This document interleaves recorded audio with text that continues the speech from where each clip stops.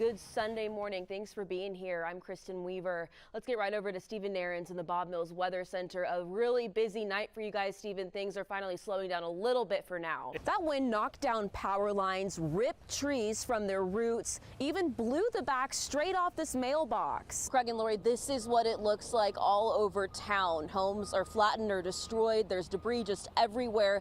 And victims we talked to say this all still doesn't feel real, but they're grateful they're not going through it alone. The water went up quickly and stranded this car in a ditch near Inola.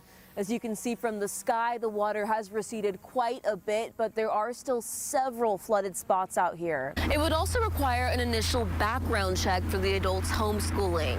If passed, the DHS would create a database of homeschool families with checks for criminal activity every 6 months. Bacone College is empty now, with open classrooms a reminder of what was once a thriving place of education. One that leaders here say is still in jeopardy. Reading Partner says it already has more than 800 volunteers just this year alone. That's more than 4 times as many as this time last year. The Tulsa Oilers say that hockey is a growing sport here in Tulsa. And with 2 new rinks on the way, a women's team just makes sense. Craig and Lori, their home was one of the dozens destroyed in the EF4 tornado. A 17-year-old daughter inside the home says her only thought as it struck was to protect her younger siblings.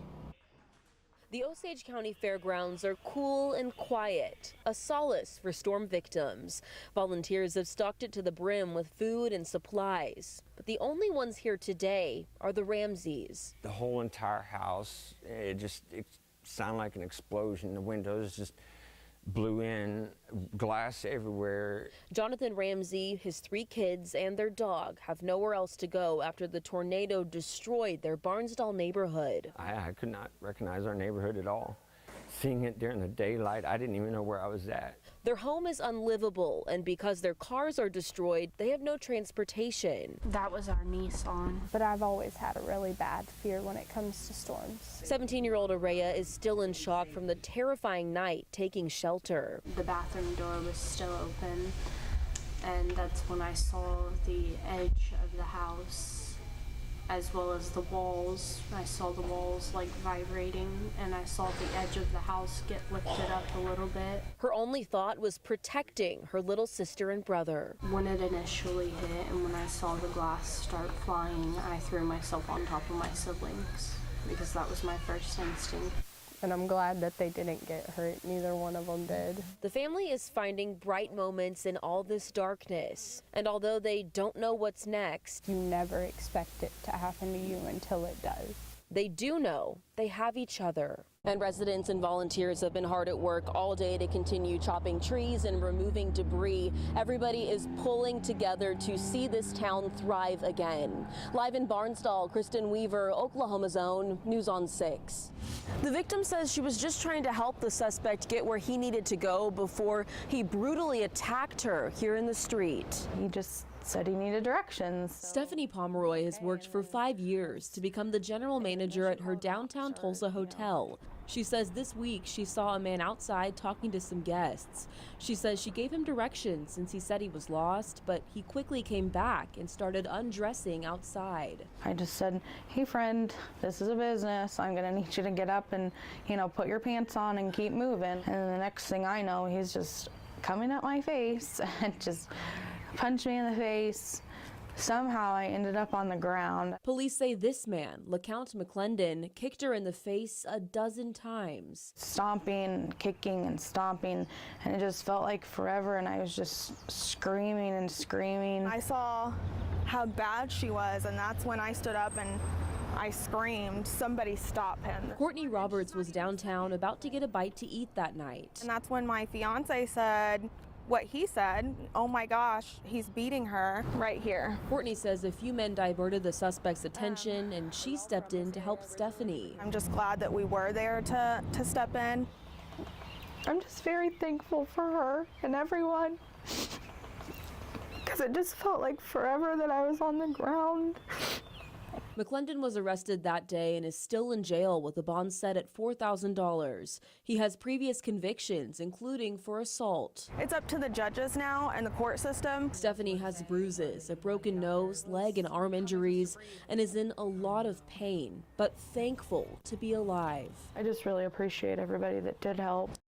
Germ mix and stuff, Band-Aids, alcohol wipes.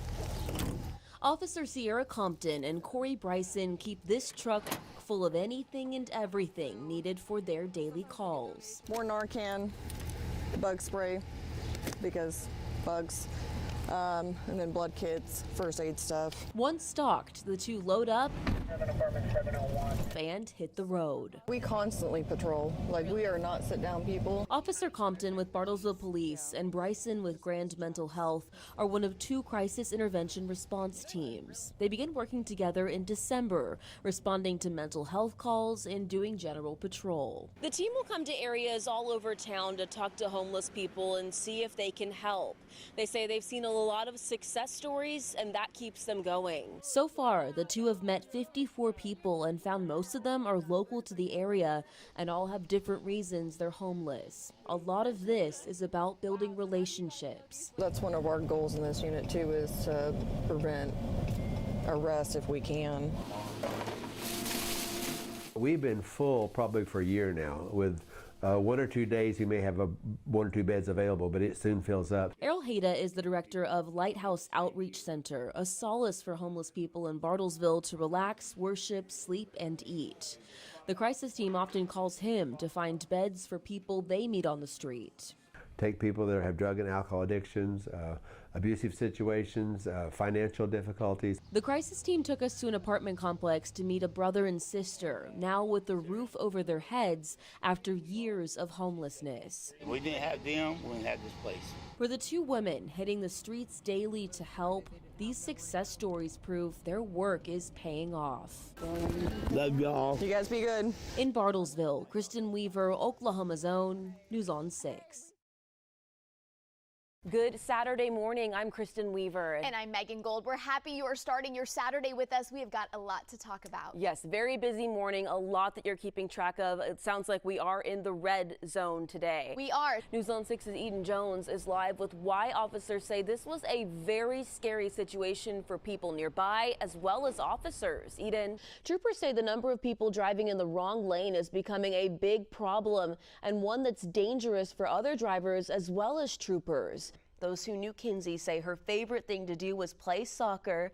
And while her club soccer team is mourning their teammate, they did something very special to honor her. The federal government will continue to operate after the U.S. Senate passed legislation early this morning to avoid a last-minute shutdown. The solar eclipse is on Monday and people need the right glasses to protect their eyes, but experts say fakes are for sale everywhere. Solaire is giving people fine dining without having to choose since the menu is fixed and will change with the freshest food of the season. It's exciting. You know, we have so much lined up for this morning. We have a lot of live interviews and reports coming up. And I mean, I know you're an OU alum, so this is important for you. It's a busy weekend. The weather may or may not be cooperating. Sounds like today is going to be our good day. Yes. And they said that they'll, go to farmers markets, get the freshest ingredients, be able to adapt their menu. They have ideas of what they want to do for their next one, but like if we see the perfect thing, we're willing to change it and switch it up and keep things new and delicious. She played pickleball yesterday. I did. I was concerned. We were worried about it, but it was actually quite fun. Good. Because the best part, if you lost the game, you could blame it on the wind, and if you won, you're just really talented. There you go.